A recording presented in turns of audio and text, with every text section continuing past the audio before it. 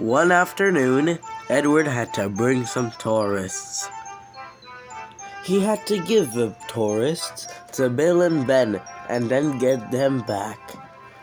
As Edward tried to pull, he had a hard time starting to pull the train. Then he started to get grip. "I've done it, we're off! I've done it, we're off!" "Had you seen him straining?" James said as Edward puffed away. "Positively painful," remarked Henry. "An engine befitting to pull the train." "Shut up. You're all jealous. Edward's better than any one of you." "You're right, Shunter. Edward might be old, but he'll surprise us all." So the big engines stopped.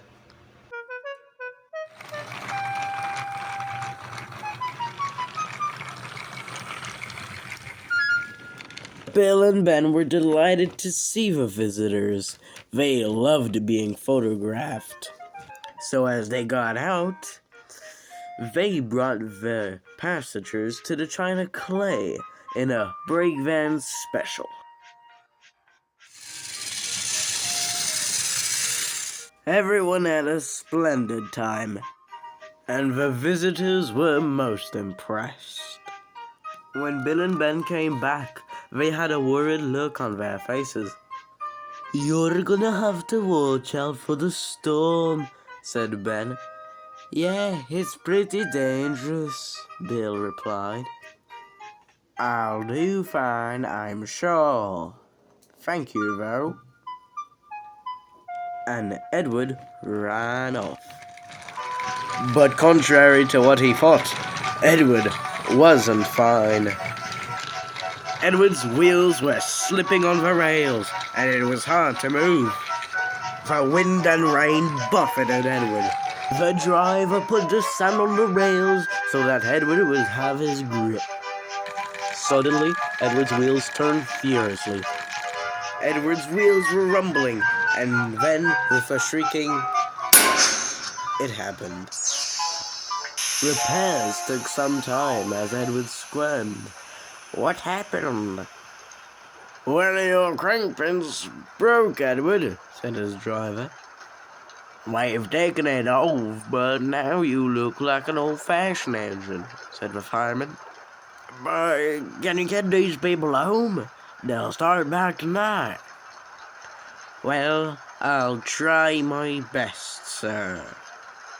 Edward did indeed try his best, but he puffed and strained, but his wheels were just slipping.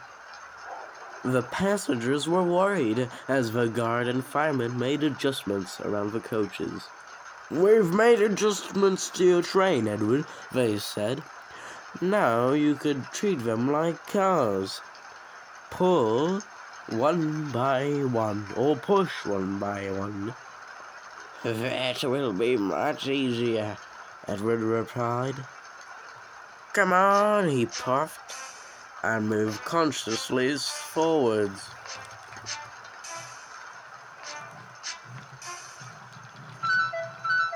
"I've done it! I've done it!" Edward cheered, as the passengers did the same.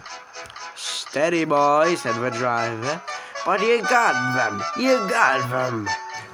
As he listened to Edward's steady beat, Edward moved slowly but surely ahead.